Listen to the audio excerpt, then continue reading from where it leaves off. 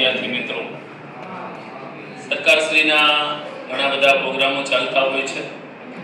એના સંદર્ભમાં આમ તો પટોડિયા સાહેબ જોડે ઝાઝા સમયથી આ બાબતની વાતો ચાલતી હતી. અમારે તમને મહેમાન તરીકે બોલાવવાના હતા અને એવું થયું કે અમે તમારી પાસે આવી ગયા.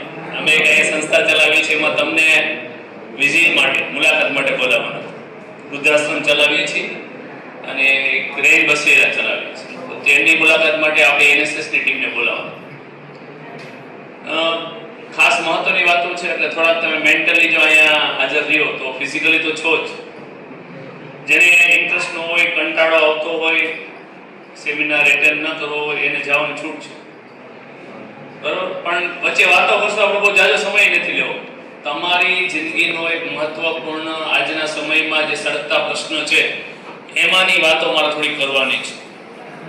એટલે મેડમે તમને અને સરે જે આયોજન કર્યું છે તમારા માટે કર્યું છે. કેમ કે આ વસ્તુ તમે લોયર પાસે જાશો તો તમને એના પૈસા દેવા પડશે. આવા સેમિનાર કોમર્શિયલ કરશો કે પર પર્સન 500 રૂપિયા ફીસ હોય છે. આ તો સીએલ કોલેજના આંગણે આદરણીય સાહેબો વચ્ચે તમને જ્યારે ફ્રી ઓફ મળે છે એટલે આપણને ઘણી વખત એટલો બધો રસ નથી દાખવતા. અને તમને એટલા માટે અમે પસંદ કર્યા છે કે રિઝલ્ટ ઓરિએન્ટેડ કામ થાય. એનએસએસ માં જે જોડાયેલા છે અથવા કોલેજ કક્ષાએ જે છે, તો હવે તમારી ભૂમિકા બંધાણી છે. તમે જવાબદાર નાગરિક તરીકે, જવાબદાર યુવા તરીકે, જવાબદાર વ્યક્તિ તરીકે તમારી પાસે હવે અપેક્ષાઓ રાખવામાં આવે છે. તો થોડીક વાતોની તમને ગમતી વાતો કરવી છે મારે.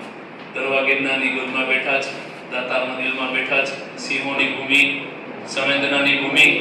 એટલે હું મારી 4 લાઈનો કહેતો હોઉં છું ઘણા ઠેકાણે કે પીછા વિના મોર ના શોભે, તલવાર વિના વીર ન શોભે, મોતી વિના હાર ન શોભે, મોજ મજાની પોતાની વિના ગળવાળી ન શોભે. એટલે પણ આનંદને માપમાં રાખવાનો છે. જે મહત્વનો જે બેનર છે એમાં લખેલ છે સાહેબે લીગલી જાહેર થયેલી માનસિક સ્વાસ્થ્ય જાગૃતિ કાર્યક્રમ. આની હમણાં જ મેં પણ ટીઓટી લીધી અને એમએસડબલ્યુ કરેલ છે. મારું અભ્યાસક્રમ છે. પરમાર સાહેબ એક વાત કરી કે બીકોમ આયા ગયેલું છે કે તમે વિચાર કરો, આ કોલેજના સ્ટુડન્ટ છે ને અહીંયા તમારી પાસે લેક્ચર લેવા આવ્યા છે. એમના માટે એક સરસ મજાની ક્લેપિંગ થઈ જાય.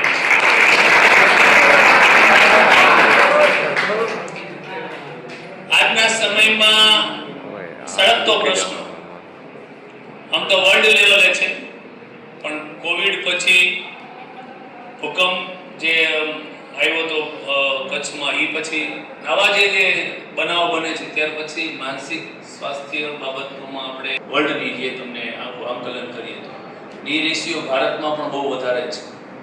ડિપ્રેશન, ચિંતા અને ઘણા બધા કારણો છે. કોઈ વ્યક્તિ એવો હોય લેક્ચર દેવાવાળો ડિપ્રેશનમાં હોતી હોય એવું નથી. તમે બેઠા હોય ડિપ્રેશનમાં હોય, ઘણા ભણવાની હિસાબે ઘણા કેટલા એના ઘણા બધા કારણો છે.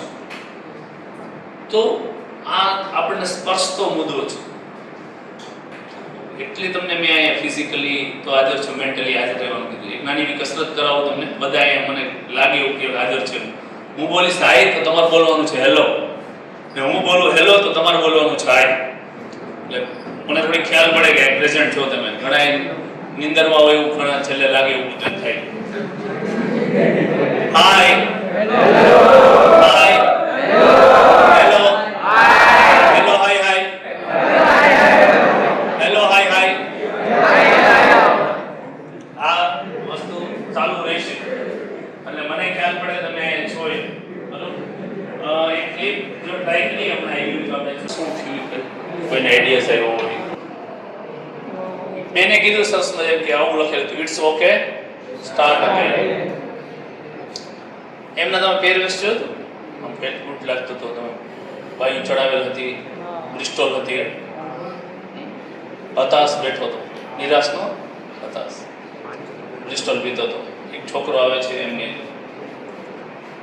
ચિઠ્ઠી આપે, ચિઠ્ઠીમાં લખેલી છે, હું લખેલું હતું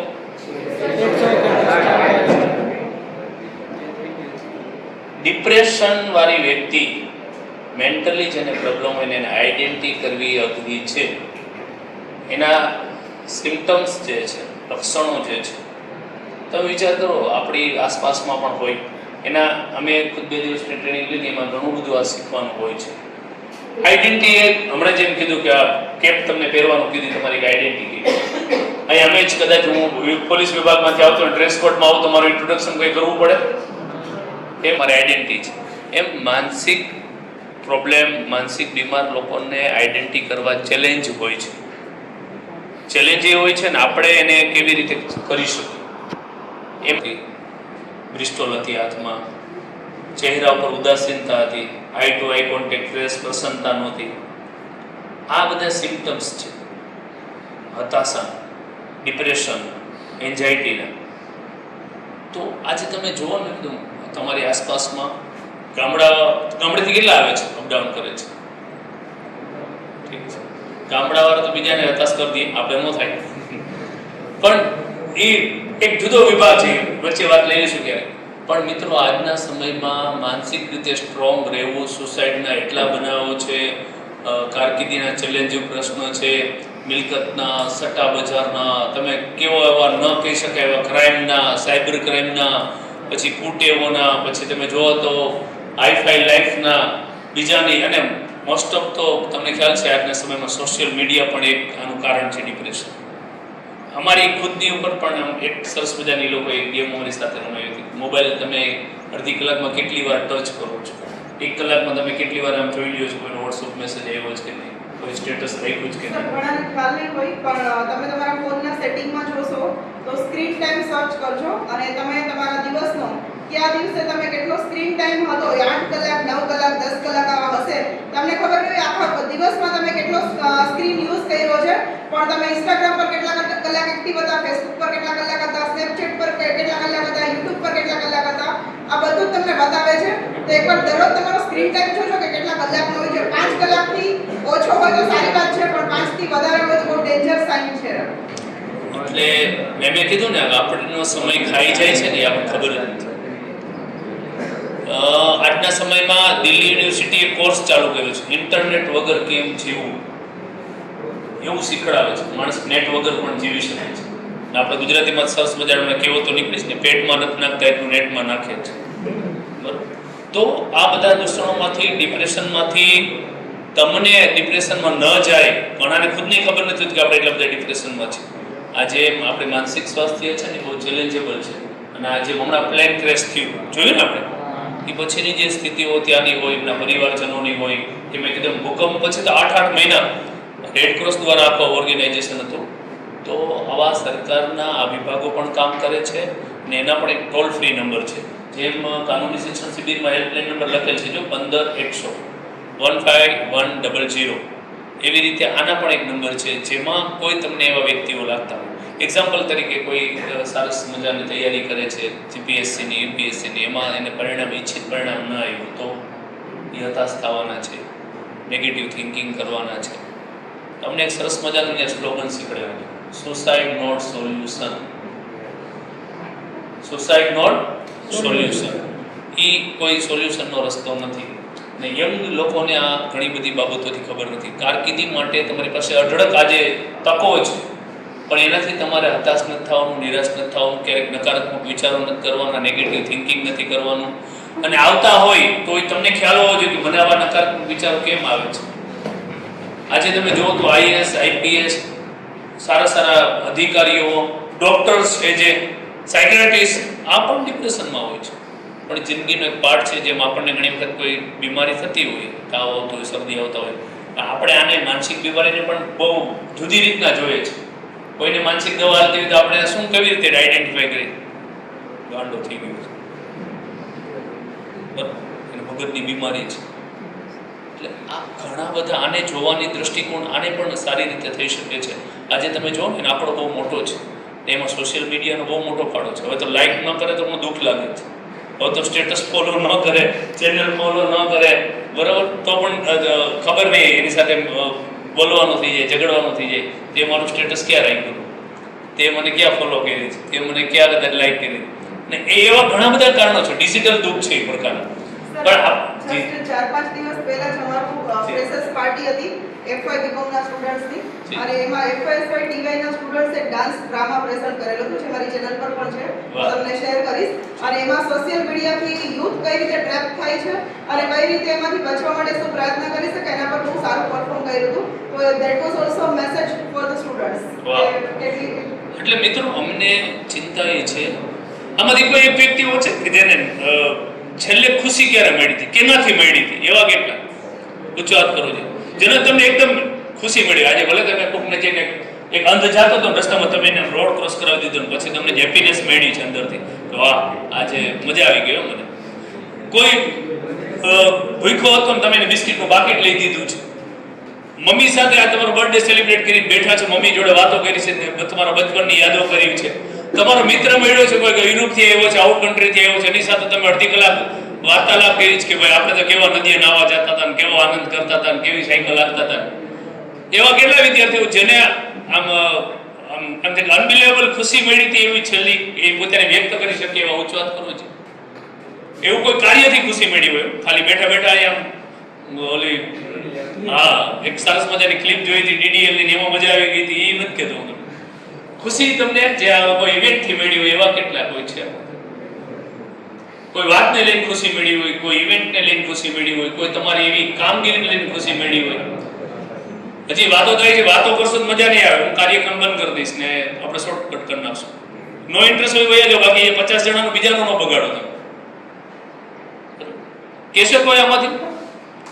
આવા પ્રશ્ન અમને પૂછ્યો જ્યારે અમે ટીઓટી લીધી ને ત્યારે, તો મેં કીધું ને મેં વૃદ્ધાશ્રમ ચલાવી છે, પટોળિયા સાહેબને મેં બધું બતાવ્યું છે, તમારો વિડીયોઝ પણ મોકલ્યા છે. તો મને મારા ફાધરની હમણાં તિથિ આવતી હતી તો મેં ખુદે ભજીયા બનાવીને અમારા જે કે વૃદ્ધો હતા એ બધાને ભજીયા ખવડાવી બનાવી, એની ક્લિપ મેં મોકલી છે પટોળિયા, જોજો.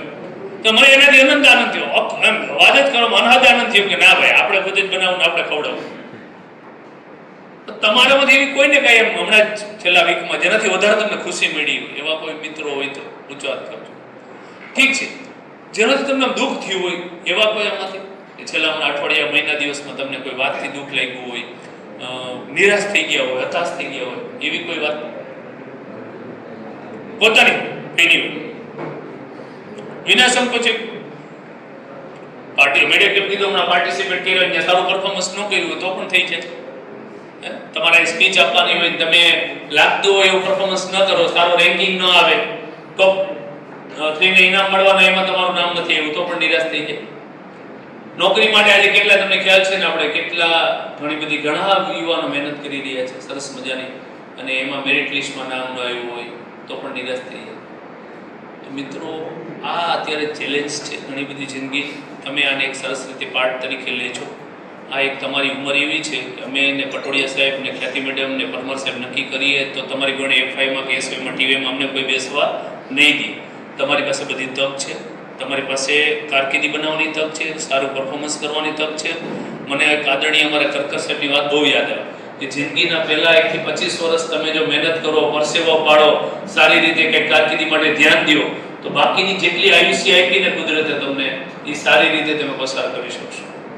પણ 1 થી 25 વર્ષ જો પહેલા મોજ મજાન એન્ટરટેનમેન્ટ ને ધૂમ સ્ટાઇલ બાઇક ને મોબાઈલ મેનિયા જે કાંઈ તમે એમાં જ જો સમય પસાર કરશો તો બાકીના જેટલા પાછળના વર્ષો આવ્યા છે એમાં સંઘર્ષ કરવો પડશે. જ્યાં લખવું એને લખીએ. પપ્પાની સંપત્તિથી ધમ પછાડા કરવાથી આપણી સંતોષ શાંતિ નહીં મળે, યાદ રાખજો. કાલે 2:30 વાગે મેં પટોળિયા સાહેબને ફોન કર્યો, વાડીએ હતા. આપણા વડીલો છે કે આપણા જે ગુરુજનો છે એની પાસેથી પણ ઘણું શીખવાનું. આ વાતો મિત્રો કડવી તમને એટલે કરીએ જ કે આ કોલેજની બહાર નીકળશો ને ત્યારે તમને ખ્યાતિ મેડમ યાદ આવશે, ત્યારે તમને પટોળિયા સાહેબ યાદ આવશે, ત્યારે તમને અલ્તાફભાઈ યાદ આવશે કે ભાઈ ઓલા ભાઈ રાયડું નાખીને કહેતા હતા. ઇન્ટરવ્યુ દેવા જાવશો ને ત્યારે તમને અમે દેખાશું કે ઓલા સાહેબ કહેતા હતા કે થોડી તૈયારી કરીને આવ્યા હોત ને તો ઘણું બધું રિઝલ્ટ કે આવત. આ વાતો તમને એટલા માટે કરીશ કે અમે બધા કારકિર્દી બનાવી લીધી ને તમારી સામે વક્તવ્ય આપીએ છીએ. અમે સંઘર્ષ કરીને પછી વક્તવ્ય આપીએ છીએ, અમે પરસેવો પાડીને પછી વક્તવ્ય આપીએ છીએ. તમારામાંથી જ આવ્યા છે, આ બેચમાંથી જ આવ્યા છે. 2010 થી હું આ કોલેજ સાથે સંકળાયેલો છું. એનર્જી કન્ઝર્વેશન ઉપર ઘણા બધા પ્રોગ્રામો કર્યા. આજે તમને મળવાનું થયું ને NSS વાળાને તો રાષ્ટ્રીય સેવા કરવાની છે, રાષ્ટ્ર માટે કંઈક સમર્પિત કરવાનું છે. તમારી दूरंदेशी भी होनी चाहिए कि करो ऐसा कि कुछ पहचान बन जाए, चलो तो निशान बन जाए, जिंदगी तो सभी काट लेते हैं, जीवो ऐसा कि मिसाल बन जाए.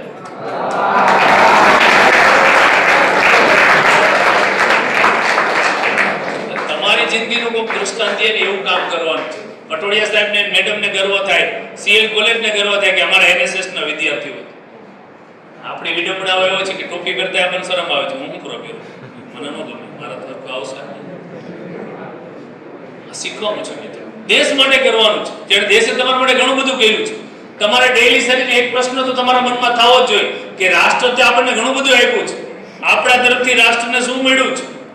સારો વિચાર, સારું કામ, સારા કર્મ એક તો મળ્યું હશે ને. 5 મિનિટમાં જ આપણે પૂરું કરીએ છીએ. મેં મારા ટાઈમમાં જ છું, પણ આ મારી પાસે ક્લિપો ઘણી છે. પણ મિત્રો, સ્વાસ્થ્યને લઈને જે પ્રશ્ન છે એ બી મસ્ટ પ્રાયોરિટી તમારે આપવાની છે. તમારા નજરમાં કોઈ એવા વ્યક્તિઓ આવે છે તો પણ એને મેં કીધું સિવિલમાં એક વિભાગ આવે છે. તમારા નજરમાં એવા કોઈ વ્યક્તિ આવ્યા હોય, એક તો એનું કોઈ આઈડેન્ટિફિકેશન આપણે પકડવા હોય ને તો શું છે આપી દીધું. તમારા નજરમાં કોઈ માનસિક રીતે તકલીફ વાળા કોઈ વ્યક્તિ આવ્યો હોય એનું તમે કહી શકશો એનું હું આઈડેન્ટિટી કોઈને મગજમાં આવતું હોય તો વિના સંકોચ કયો એક નિરાશ વ્યક્તિ છે ને આઈડેન્ટિટી કેમ કરશો તમે? ડિપ્રેશનમાં છે એનું કેમ તમે કરશો? બોલવાનો ટોન એનો ચેન્જ થઈ જાય, હળી મળીને ન રહીએ. પછી કોઈ બીજું કોઈ કહેશે એને ભૂખ ન લાગતી હોય, ખાવામાં તમે ધરારા પરાયણ ગયો એટલે ભાઈ ખાવા એટલે થોડું ખાઈ લે, 2 બટકા ખાઈ લે. થર્ડ, બધા સાથે મળવાનું છોડી દે, નમતો એકલો બેઠો, એકલા રહેવાનું પસંદ કરે. તમે જોતા હશો તો ક્લાસરૂમમાં ખૂણામાં એકલો બેઠો તો એકલો જ બેઠો રહે. ઘરમાં તો એ ઘરમાં વધારે પડતો ઊંઘતો હોય, એકલા જ રહેવાનું પસંદ કરે, સુવાનું વધારે પસંદ કરે, કોઈની સાથે વાતચીત ન કરે. હમણાં જ પેલું છે થોડીક પછી હા છેલ્લે પ્રશ્ન. આ બધા એના સિમ્પટમ્સ છે. મેં પીપીટી તો આપી છે કેમ કે એમાં બધા છે ટોપિક. મેડમ તમને અનુકૂળતા એ આપશે તમે બતાવશો. તો આવા લોકો તમારા ધ્યાનમાં આવે તો એને તમારે એક હેત કહીને આપણે એક લાગણી કહીએ. એ પછી આપણા પરિવારજનો પણ હોય, ગ્રામજનો પણ હોય, કોઈ તમારા સાથી મિત્રો પણ હોય કે તૈયારી કરતો હોય ને સારું પરિણામ ન આવ્યો તોય. કેમ કે જો મિત્રો, આ મેં કીધું ને સુસાઇડ નોટ સોલ્યુશન, આજે એ આંકડો બહુ વધારે છે. 10મા ધોરણનો, 12મા ધોરણનો સારી નોકરી ન મળે તોય. અને હવે તો તકલીફ શું થઈ ગઈ છે ખબર છે કે આપણે માનસિક રીતે ફ્રેશ છીએ જ નહીં. છેલ્લું હમણાં મેં આખું સ્ટડી કે વાંચ્યું હતું નાનું કે 100 માંથી 95 જણા તો સુસાઇડ એટલે કર્યું કે એ સંઘર્ષ કરવા તૈયાર નહોતા. તમને અહીંથી એમ કે ભાઈ તમારે અહીંથી બી ખાલી જવાનું છે તો એ વિચારથી જ મરી જાય કે અહીંથી બી ખાલી કોણ જાય કે તમે મરી જાવ. સંઘર્ષ કરવા તૈયાર નથી થતા. આ સાહેબોને તમે 50 વીઘા જમીન લખી હતી એમ કે ચાલો ભાઈ 50 વીઘામાં આપણે ભાઈ વાવવાનું છે, ખેતી કરવાની છે. અરે ભાઈ એ કોણ કરે ભાઈ? એ આપણા નહીં થાય, એ કદાચ મરી જવું. એટલે આ જે નબળા વિચારો છે, અને આજે તમે કીધું કે આપણે માનસિક રીતે બીમાર જ છીએ મોસ્ટ ઓફ. આપણે સરેન્ડર થઈ ગયા, ગુલામ થઈ ગયા મોબાઈલના, ઇન્સ્ટાગ્રામના, ફેસબુકના. એમાં તમને 8 કલાક કાઢવી હોય તો કોઈને એમાં કઈ તકલીફ કરતા રહી નથી થતી. ગોદડા ઓડીની અંદરથી ચાલુ હોય ચેટિંગ ને ગેમ ને ખબર નહીં. ગોદડા ઓડીનો માથે ગોદડું ઓડ્યું એટલે ઘરને જોવે ને ભલે રમતા હોય. પણ આ તમારી લાઈફનો મકસદ નથી મિત્રો. તમને આ કારકિર્દીનો સમય છે, ઉજ્જવળ સમય છે, કિંમતી સમય છે. લાલ બહાદુર શાસ્ત્રીને જ્યારે વડાપ્રધાન બન્યા ને એ પહેલાના એના તમે ઇન્ટરવ્યુઝ જોવો કે એના સ્લોગન જોવો કે એની વાતો સાંભળો, એવું સર્ચ કરો તો તમને જિંદગીમાં કામ આવશે. અત્યારના જે આધુનિક બાબતો તો ઠીક છે, પણ લાલ બહાદુર શાસ્ત્રીને જ્યારે ઇન્ટરવ્યુ દેવા ગયા ત્યારે એક જણાએ પૂછ્યું કે તમને અમે સિલેક્ટ નથી કરતા. લાલ બહાદુર શાસ્ત્રીએ શું જવાબ આપ્યો? કે તમારી નોકરી પર હું જીવતો છું, તમે મને નોકરી ન દે તો કાંઈ વાંધો નથી. મને હું યુવાન છું, મારો દેશ મહાન છે, હું ગમે ત્યાં નોકરી ગોતી લઈશ. અને આજે તો આપણે કાપોદી કરતા સાહેબ પટોડિયા સાહેબના સદા છું, ખ્યાતિ મેડમ મને ઓળખે છે, મારો આ નંબર આવ્યો છે. 2-4 ભલામણની ફોન કરાવવાની વાત આવે, 2-4 પાસે રિક્વેસ્ટની વાત આવે. તમારી આઈડેન્ટિટી કાર્ડ શું મિત્રો કે તમને સિલેક્ટ સારી રીતે કરશે કેવું પરફોર્મન્સ તમારું હોવું જોઈએ. અને મેં કીધું નિરાશ કોઈ વાતથી નથી થવાનું. આ 2 લાઈનો મારી જિંદગીમાં યાદ રાખજો કે જે નિરાશાઓને કદી વળતા નથી એ આશા દિલની ખોતા નથી. જે નિરાશાઓને કદી વળતા નથી એ આશા દિલની ખોતા નથી. અને જે પ્રયત્નો પર જીવી જાય કિસ્મત પર કદી રોતા નથી.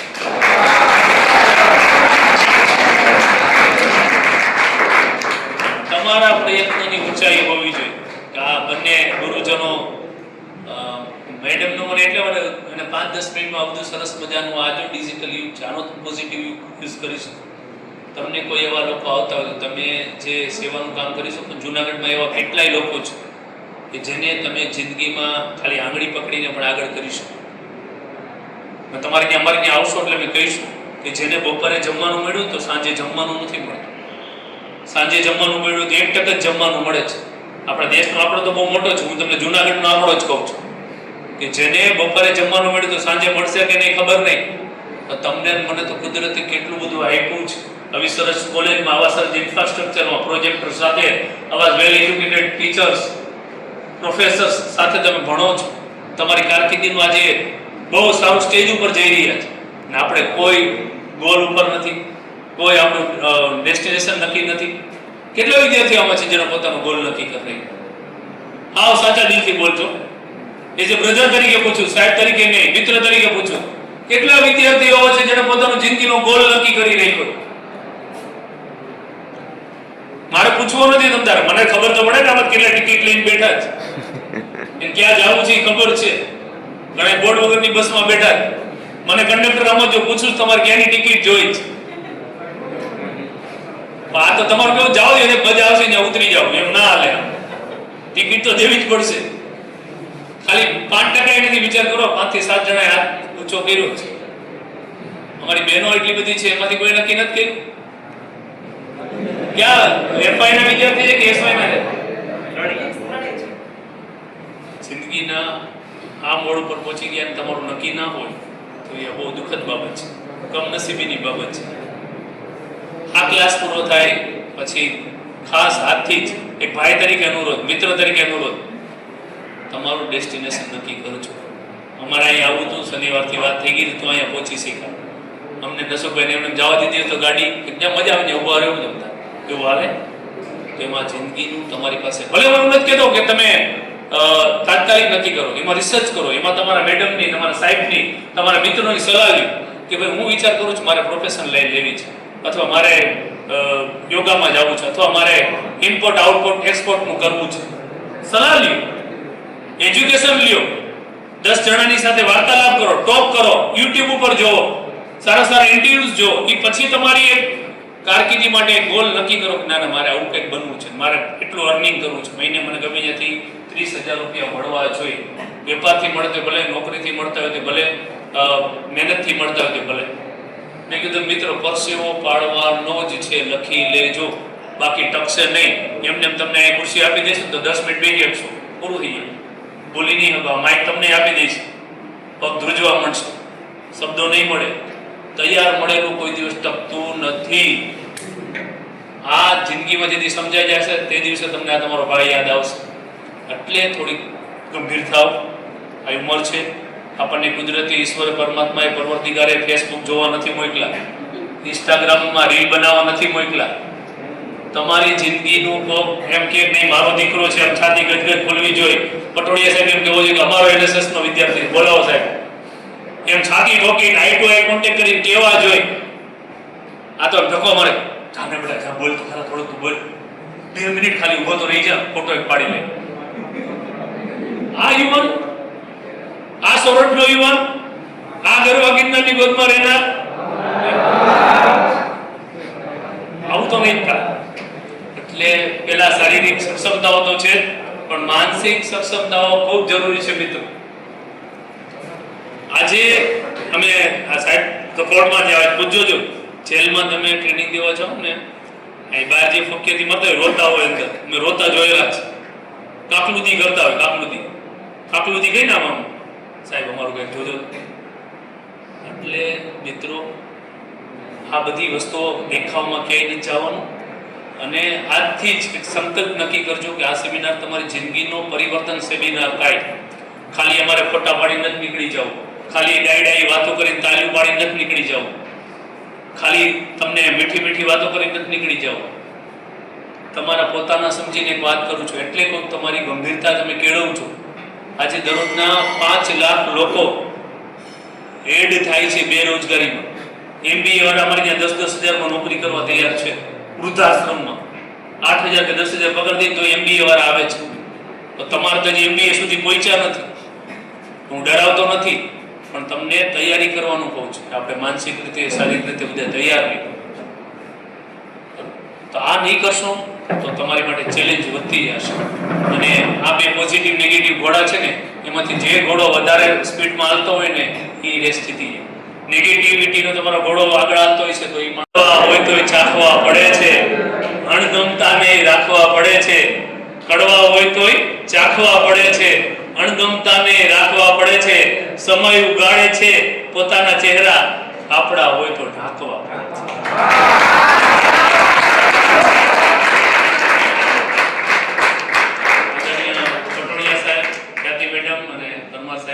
વિદ્યાર્થી મારા મિત્રો મારી એટલી બધી બહેનો તમે બધા મને સહન કર્યો, સાંભળો.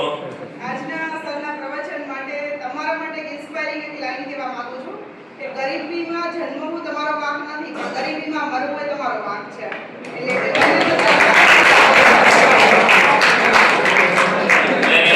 તમે બધાય ખાલી આપણે આ સેમિનારથી વાતો કરીને નહીં, પણ મને પટોળીને પાછા બીજી વખત બોલાવે ત્યારે 1 to 1 અને જે કંઈ અમારી પાસે શું બિલકુલ ફ્રી હો. મારે એક પણ રૂપિયો નથી જોતો. અમે કોઈ બીજે લેક્ચર લેવા જાય તો અમને સરકાર પણ પૈસા દે છે અને કોલેજ પણ પૈસા દે છે, પણ મારે તમારી પાસે કોઈ પૈસા નથી જોતા.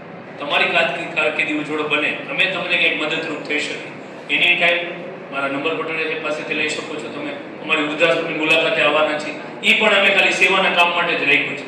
અને તમારી સાથે જો તમે જોડાશો તો આપણે ઘણું બધું સારું કામ કરી શકશો NSS દ્વારા. સાયબર લઈને આવવાના છે. આપણે ગાંધી ચોક જોયો ને, ગાંધી ચોક ત્યાંથી થોડાક આગળ એટલે કોંગ્રેસ ભવન આવે ને એની બાજુમાં સોરઠ ભવન છે. સોરઠ ભવન જે નગરપાલિકાનું જૂનું બિલ્ડિંગ, ને એમાં 3જા માળે આખું એક આશ્રય ગૃહ ચાલે છે. તો જુનાગઢમાં 4 પ્રકારના આશ્રય ગૃહ ચાલે છે. એમાં 3 અમારી પાસે હતા, હમણાં મેં 2 છોડી દીધા, 1 ચલાવું છું અત્યારે. અને બીજું એક વૃદ્ધાશ્રમ છે નરસિંહ મહેતાના ચોરા પાસે. તમે આવશો એટલે 2-3 ઠેકાણા આપણે મુલાકાત લઈશું. ટૂંકમાં આવા 4 આશ્રમ ચાલે છે. એક છે બહેનોનું ફક્ત, 2 પુરુષોનું, એક આખું કમ્બાઈન ફેમિલી પણ રહી શકે. અને જે કોઈ જો આશ્રય ગૃહનો મકસદ શું છે કે જે ઘર વિહોણા ફૂટપાથ ઉપર જે લોકો રહેતા હોય તમામ, એમાં યંગ પણ આવે, લેડીઝ પણ આવે, વૃદ્ધો પણ આવે, જે કોઈ દર્દીના કોઈ સગાવાલા હેરાન થતા હોય એ પણ આવે. બસ સ્ટેન્ડમાં કોઈ ગામડેથી આમાં ઘણા બધા આવે છે, કોઈના બસ રાતની વહી ગઈ બિચારા બસ સ્ટેન્ડમાં સૂવું પડતું હોય, એવા લોકોને બિલકુલ મફતમાં રહેવાનું, મફતમાં જમવાનું, સવારે ચા, આ બધું મફતમાં સરકાર તરફથી છે, નગરપાલિકાનું છે, અમે સંચાલન કરીએ છીએ. તો એવા લોકો કોઈ તમારા ધ્યાનમાં આવે તો તમે ધ્યાન પણ દોરી શકો છો, એને મદદરૂપ પણ થઈ શકો છો. આવા જૂનાગઢમાં 500 લોકો ફૂટપાથ ઉપર સૂતા હતા. તમે લોકોએ સોશિયલ મીડિયા પર પોપટભાઈ ફાઉન્ડેશન અને તરુણ મિશ્રા જે સર છે એમના વિડીયોઝ જોયેલા હશે, બરાબર છે? સુરતમાં ચલાવે છે. તો એવા હવે નગરપાલિકા અને દ્વારા રેન બસેરા નામની એક સંસ્થા ચાલે છે, જ્યાં ગરમીહોણા લોકોને ફ્રીમાં રહેવા અને જમવાની સુવિધા આપવામાં આવતી હોય છે. આ તમે ખાસ હાય હાય હાય હેલો હેલો હાય હાય તો દેજ બરોબર લાગે મને એમ કે મારો પ્રોગ્રામ બરોબર ગયો છે, બરોબર ભાષણમાં જ ગયું છે. તો આપ સૌએ મને સાંભળો, સાહેબનો હું ખૂબ આભારી છું. તમને હું નેક્સ્ટ ટાઈમ આવતા સુધીમાં ગોલ ખાસ તમારો 1 to 1 કરશું આપણે. શ્યોર? કેટલા પ્રોમિસ આપે છે આ સુધીમાં ગોલ નક્કી કરવાનો? એમાં કેમ લાખ રૂપિયા ઉછીનો માંગતો હોય અને અમારી કંજૂસાઈ કરે.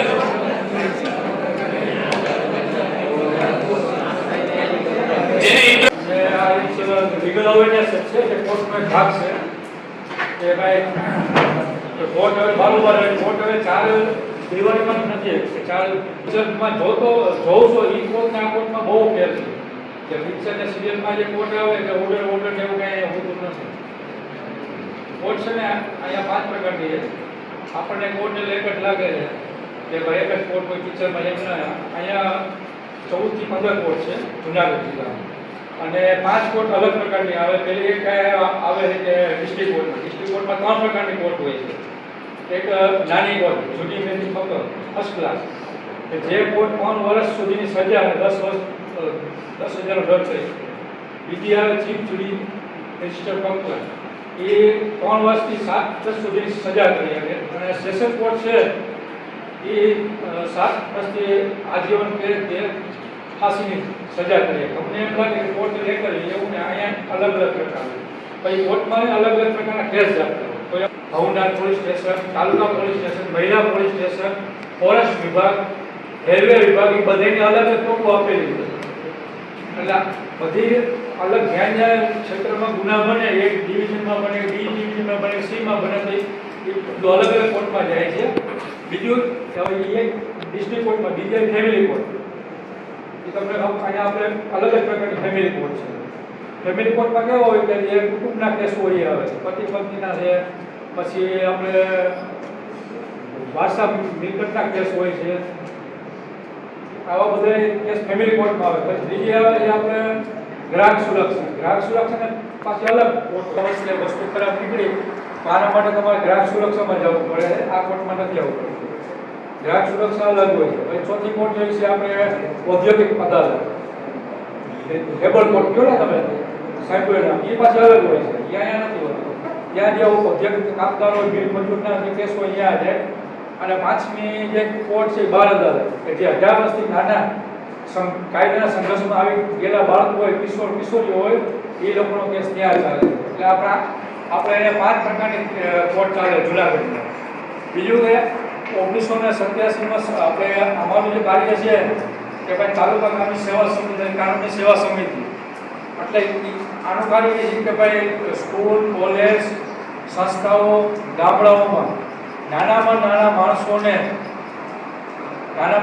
માણસો કાયદાથી અજ્ઞાન ના રહે અને પૈસાને લીધે કે આર્થિક રીતે પોતે કેસમાં હારી ના જાય કે એમ ના કહી શકે મારી પાસે પૈસા નથી એટલે હું કેસમાં હારી જાઉં કે હું કેસ ના કરી શકું તો આમાં ના કર્યું. એ લોકો માટે શું કરવું કે આ લોકો જે નાના માણસો છે ગામડાના છે કે જે લોકોના કેસ ચાલતા હોય ને પૈસાને લીધે કોર્ટમાં આવી શકતા નથી કે પોતાનો બચાવ કરી ના શકતા કે કેસ દાખલ નથી કરી શકતા, એના માટે આપણે બંધારણમાં 39 એ આપવામાં આવ્યું હોય કે એમાં બધાને મફત કાનૂની સેવા સહાય અને નિષ્પક્ષ ન્યાય આપવાનો અને મફત આપવાનો એ આમાં આવ્યું. અને એ પછી 1987માં સંસદમાં એક ધારો પસાર કરવામાં આવ્યો, રાષ્ટ્રીય કાનૂની સેવા સત્તા મંડળ કે ભાઈ આ લોકોને જેટલા માણસો નાના માણસો આર્થિક રીતે હોય એ લોકોને આપણે મફતમાં એડવોકેટ આપવા. એટલે એ 1987માં આવ્યો ધારો પસાર. આમાં 4 પ્રકારના આવ્યા કરવાનું. પહેલું આવ્યું કે નાના માણસો પૈસા ના હોય અને કાયદે અજ્ઞાન હોય એ લોકો કેસમાં આવીએ તો શું કરવાનું? તો એ લોકો માટે સુપ્રીમ કોર્ટ હોય કે હાઈકોર્ટ હોય કે જિલ્લા કોર્ટ હોય કે તાલુકા કોર્ટ હોય, ક્યાંય પણ કોર્ટ શબ્દ હોય એટલે અહીંયા કાનૂની સેવા સમિતિ હોય ને હોય. આખા ભારતમાં જ્યાં પણ કોર્ટ શબ્દ હોય એટલે અહીંયા તાલુકા કાનૂની સેવા સમિતિ, જિલ્લા કાનૂની સેવા સમિતિ, હાઈકોર્ટમાં હોય ત્યાં હોય ને સુપ્રીમ કોર્ટમાં હોય. એટલે આ જે કાર્ય છે અહીંયા લોકોને ફીમાં એડવોકેટ આપેલું. એટલે કોને ફીમાં વકીલ આપે છે કે ભાઈ અનુસૂચિત જાતિ, અનુસૂચિત જનજાતિ, એસસી, એસટી, બાળકો, મહિલાઓ, અંધ વ્યક્તિઓ, અપંગ વ્યક્તિઓ, સિનિયર સિટીઝનો, પછી મજૂર કામદારો અને આમાં ના આવતા હોય કોઈ જે લોકોને 3 લાખથી ઓછી આવક હોય એ લોકોને મફતમાં કાનૂની એડવોકેટ આપવામાં આવે કેસ દાખલ કરવા માટે અથવા કેસમાં બચાવ કરવા માટે. ક્યાંય પણ તમે જાઓ જુનાગઢની કોઈ પણ જ્યાં કોર્ટ લાગેલો હોય ત્યાં તમને આ સમિતિ હોય છે. અને આ તમે આટલા આવ્યા 3 લાખની અંદરનો કોઈ પણ જ્ઞાતિ હોય તો 3 લાખની અંદરનો આવું પ્રમાણપત્ર આપે તો એને એડવોકેટ આપવામાં આવે. બીજું કે કયા કેસમાં આપવામાં આવે તો કે સિવિલ મેટર, ફોજદારી મેટર, બાળકોના કાયદા, જેલમાં કેદીઓ હોય એ લોકોને, અને સિવિલ મેટરમાં હોય માની લો કે જમીન બાબત તકરાર આવતી હોય ભાઈઓ વચ્ચે બાપ દાદાની મિલકતનું હાલતું હોય, કુટુંબનું હાલતું હોય, પતિ પત્નીના કેસ ચાલતા હોય, ફોજદારી કેસ ચાલતા હોય, મારામારી કોઈ પણ કેસ હોય, પછી ચેક બાઉન્સના કેસ હોય. અત્યારે એ બહુ નીકળે, ચેક આપી દે છે પછી બાઉન્સ કેસ દાખલ કરે છે. ઇન્સ્યોરન્સ કંપની હોય છે, અકસ્માત વાહન અકસ્માત થાય અને એનો દાખલ થાય ઇન્સ્યોરન્સ મારી પાસે ના હોય વકીલ તો પણ એનો મફતમાં વકીલ આપવામાં આવે ને ન્યાય મળે. બીજું કે લોક અદાલત, તમે શું સાંભળતા લોક અદાલત, એટલે આજે ધારો કે સરકાર આમાં એક લોક અદાલત પણ છે કે લોક અદાલત કાર્ય એવું છે કે ભાઈ કેસ તમે દાખલ કરો તો એ કાંઈ નક્કી ના હોય કેટલો ટાઈમ હોય, 6 મહિના હાલે, 1 વર્ષ હાલે, 2 વર્ષ હાલે, 5 વર્ષ હાલે, 10 વર્ષ હાલે, 15 વર્ષ હાલે. તો આ લોક અદાલતમાં બે પક્ષકાર હોય એ સમાધાન કરે કે અમારે આ કેસ સમાધાનમાં મૂકવો હોય તો લોક અદાલતમાં મૂકી દે, તે દિવસે કેસ પસંદ થઈ જાય. એ કેસની સામે આપણી ખાતી નથી. બીજા કેસમાં તમે કોઈ પણ કોર્ટમાં જાઓ ને તમારે વિરુદ્ધમાં આવે ફેસલો તો અપીલ તમે કરી શકો. નાની કોર્ટમાં જો થયું હોય તમે સેશન કોર્ટમાં જાઓ, સેશન કોર્ટની સામે અપીલમાં તમે ડિસ્ટ્રિક્ટ કોર્ટ હાઈકોર્ટમાં જાઓ, એ કોર્ટને તમને ન્યાય ના મળે તો તમે સુપ્રીમ કોર્ટમાં જાઓ. જ્યારે આમાં લોક અદાલતમાં તમારે કોઈ સમાધાન મૂકી દીધું તો પછી આની સામે અપીલ થતી નથી. એટલે લોક અદાલતમાં પણ આવું છે કીધું કે ભાઈ સામાન્ય મારામારીના સમાધાન લાઈવ કેસ મૂકવામાં આવે છે, બેંકના, ચેકના, જમીન મકાનના, પતિ પત્નીના કેસ, એ બધા કેસ મૂકવામાં આવે છે. જેથી ફાયદો શું થાય આનો કે વકીલો ખર્ચ તમારે ઓછો થાય છે, તાત્કાલિક તમને ન્યાય મળી જાય છે, બે પક્ષકારો સમાધાન કરે એટલે કોઈ વચ્ચે કાંઈ મતભેદ નથી થતું. પછી ચોથું આવે અમારે મીડિયેશન સેન્ટર. મીડિયેશન સેન્ટર ચાલુ થયું છે. મીડિયેશન સેન્ટર એવું છે કે ભાઈ કોઈને માની લો કે બે પક્ષકારો એને કેસ દાખલ કરવો નથી અને કોર્ટમાં કેસ દાખલ નથી તો એને કોર્ટ સમજાવે આવું ક્યાં થાય. કોર્ટમાં દાખલ ના કરવો હોય કેસ કોર્ટ એને સમજાવે કે આ તો આવું પણ છે. અમારે મધ્યસ્થીકરણ મીડિયેશન કહેવાય કે ભાઈ પતિ પત્નીના કેસ હોય એટલે નાની બાબતમાં પતિ પત્ની વચ્ચે કાંઈ ઝઘડો કે જમવામાં કાંઈ થઈ ગયું કે શાક કાળું થઈ જાય કે શોપિંગમાં લઈ ગયા હોય કે ફરવા ના ગયા હોય તો મોબાઈલ જોવામાં માથાકૂટની ગાંઠમાં થતી હોય, પત્ની એના મા બાપને ઘરે જાય પછી 1 મહિનો 2 મહિના કોઈને ફોન કરતા નથી, કોઈ પત્નીને કહે કે આને કંઈ મારી પડી નથી એટલે જાય કોર્ટમાં ડોમેસ્ટિક થાય અને પોલીસમાં જાય 498 થાય. હવે એ અત્યારે એવું થયું કે પોલીસ સ્ટેશનમાં 498 હોય કે કોર્ટમાં જાય તો પહેલાં પેલો કેસ સીધો મીડિયેશનમાં આવે છે. મીડિયેશનમાં અમારા જજ સાહેબ સિનિયર સિવિલ એ બેઠા હોય, એડવોકેટ બેઠા હોય અમારા, એ બેને સાંભળે છે અને બેને સમજાવે પછી બેને ખરેખર આપણું આપણું ઘરે સમાધાન થઈ જાય. એટલે આનાથી ફાયદો એ થાય છે કે ભાઈ એક ઘર પૂરતું બચે અને ખર્ચો નથી થતો અને કોઈ પતિ પત્ની નથી થતું. એમણે કોર્ટમાં ખેંચી ગયા પોલીસ સ્ટેશન મને દેખાય એવું કંઈ થતું નથી. બીજું કે ચેકના કેસ હોય, બાઉન્સ કેસ, એ પણ આમાં મૂકવામાં બેંક તરફથી અથવા તો ઓલા પ્રાઇવેટ પાર્ટી હોય એ પણ લોકો આમાં ચેક સાથે સંબંધ રાખવામાં આવે. ઓલો પાર્ટી એમ કહેતો હોય કે ભાઈ 5 લાખનો ચેક છે મને 5 લાખ આપી દો, સામે વાળો એમ કે 5 લાખ નહીં 3 લાખ અત્યારે મારી પાસે, તો 4 લાખમાં સમાધાન થઈ ગયું. એટલે એ પણ અમારા કેસમાં દાખલ થતા પહેલાં સમાધાન આને કાંઈ નહીં થાય, વકીલો પણ તમારે રાખવો પડતો, સમય બચી જાય છે, તાત્કાલિક એનો નિર્ણય. બીજું કે અમારા જુનાગઢ ફ્રન્ટ ઓફિસ ચાલે, તમે અંદર આવો ડિસ્ટ્રિક્ટ કોર્ટમાં અંદર એટલે એમાં 20 સેવા ધારા કેન્દ્ર ફ્રન્ટ ઓફિસ. ફ્રન્ટ ઓફિસનું કાર્ય એવું છે કે તમને સલાહ આપે મફતમાં કાનૂની કે ભાઈ અમારા આડોશમાં આવો ત્રાસ છે અથવા તો આવું છે તો મારે શું કરવું, પોલીસ સ્ટેશન જવું, કોર્ટમાં કેસ કરવો, કે આ કેસ છે એ ક્યાં છે કે બેન કોર્ટમાં થાય, ગ્રાહક સુરક્ષામાં થાય કે ક્યાં કે તમને અહીંયા સલાહ આપે અને એ પણ ફ્રીમાં આપે. એટલે આવું અમારે ચાલુ છે. અને બીજું કે જ્યાં અમારે લીગલ એડ આવે, લીગલ એડ ગામડાઓમાં ચાલુ છે અને જેલમાં સતત ચાલુ છે અમારે કે જે લોકો નાના ગુનામાં મોટા ગુનામાં આવી જાય છે અને એની પર કેસ થઈ જાય જેની પાસે પૈસા હોતા નથી, કોઈ શું કરું જેલની અંદર હોય છે, અહીંયા અમારા એડવોકેટ જાય છે, એ લોકો ભરે છે ને મફતમાં એને એડવોકેટ આપે છે અને એ લોકોને એ રીતે ન્યાય મળી જાય છે. એટલે અમારું કાર્ય એ જ છે કે ભાઈ, અને ચોથું કાર્ય છે અમારું કે ભાઈ આવી રીતે અવેરનેસ કરવા, કાનૂની શિક્ષણ શિબિરને અવેરનેસ કરવા કે ગામડાઓમાં સ્કૂલ કોલેજોમાં જાણકારી મળે કે ભાઈ કોર્ટમાં પણ આવી રીતે કાર્ય ચાલે. તમને કદાચ ના ખબર હોય કે આવું એક હાલે, તમને કોર્ટ એટલે શું છે કે કેસ થઈ જાય, મારામારી થાય, પોલીસ આવે, એડવોકેટ આવે, કોર્ટ છે તાલુકા કક્ષાએ ગઈ છે.